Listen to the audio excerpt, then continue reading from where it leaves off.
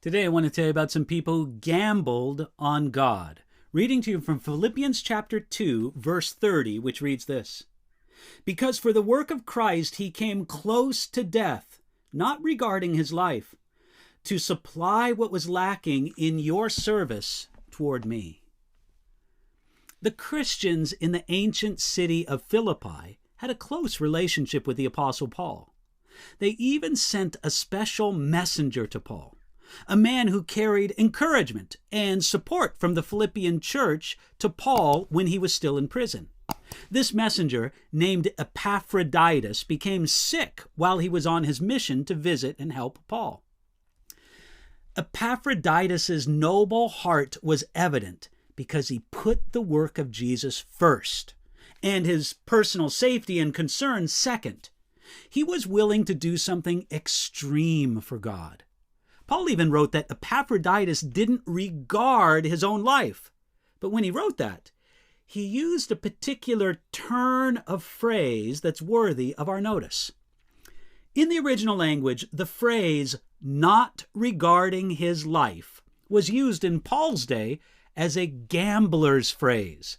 It meant to risk everything on the roll of the dice. Now, can you picture a gambler ready to roll the dice, having wagered everything he had on the outcome?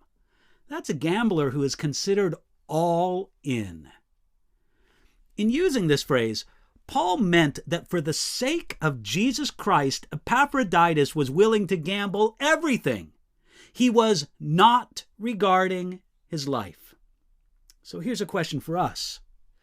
What are we willing to risk for Jesus? People today will take big risks for fame, fortune, or just for an adrenaline rush. We see this and have to ask ourselves, are we willing to risk anything for God? Perhaps this is an excellent way to find out just what or who our God is. Our God is whatever we will take the biggest risk for. With that in mind, who is your God? What will you take a risk for? In the days of the early church, there was an association of men and women who called themselves the gamblers. It was a term taken from this same Greek word used in Philippians chapter 2, verse 30. Their goal was to visit prisoners and the sick, especially those who were ill with dangerous and infectious diseases. Often, when a plague struck a city, the heathen threw the dead bodies into the streets and they fled in terror. But the gamblers, these Christians who risked everything for Jesus, they buried the dead and they helped the sick the best they could, and they risked their lives to show the love of Jesus. Now, when a gambler takes a risk, there's always a probability that he will lose. The odds are always in favor of the house. But when we are God's gamblers, as Epaphroditus was, we can never lose. What is God calling you to do that seems risky?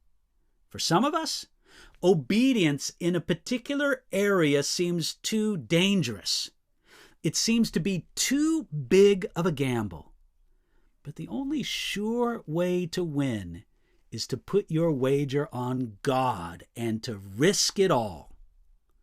Today, I hope you understand and live out the truth that we can never lose when we bet on God.